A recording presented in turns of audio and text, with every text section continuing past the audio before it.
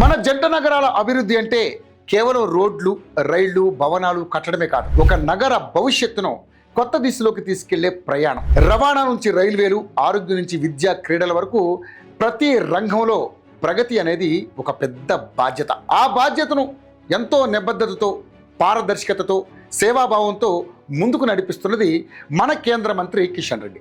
Hyderabad, Secunderabad development జర్నీలో కిషన్ రెడ్డి నాయకత్వం ఒక కీలక మలుపని చెప్పాలి. ఎందుకంటే సికింద్రాబాద్, కాచిగూడ, నాంపల్లి, బేగంపేట ఈ స్టేషన్లు ఇప్పుడు విమానాశ్రయాల స్థాయి సౌకర్యాలతో ఆధునీకరించడం అంటే మామూలు విషయం కాదు. చెర్లపల్లిలో నూతన రైల్వే టెర్మినల్ జంట నగరాల ట్రాఫిక్కి పెద్ద ఉపశమనం ఇస్తున్న ప్రాజెక్టు.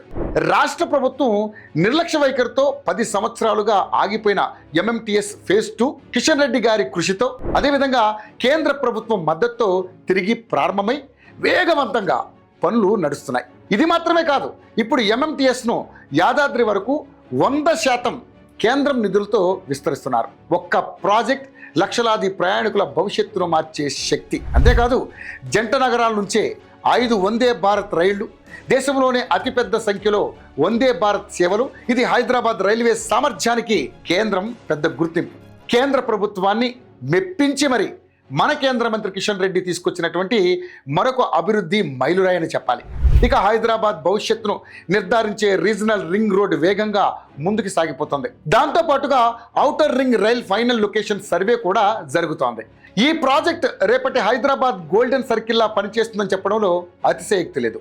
ఇక రవాణా ఇబ్బందులను తగ్గిస్తూ అభివృద్ధికి నూతన ద్వారాలు తెరుస్తుంది. జంట నగరాల అభివృద్ధి కోసం తీసుకున్న ప్రతి అడుగులో, ప్రతి ప్రాజెక్టు వెనుక ఒకే లక్ష్యం కనిపిస్తుంది. ప్రజల కోసం, నగర భవిష్యత్తు కోసం రైల్వే స్టేషన్ల ఆధునీకరణ నుంచి వందే భారత్ రైలు వరకు, ఎంఎంటీఎస్ విస్తరణ నుంచి రీజనల్ రింగ్ రోడ్డు వరకు ఈ మార్పులన్నీ కేవలం పనులు మాత్రం కాదండి, మన కేంద్ర మంత్రి కిషన్ రెడ్డి గారి నిబద్ధతకు, సేవాభావానికి నిదర్శనం అని చెప్పాలి.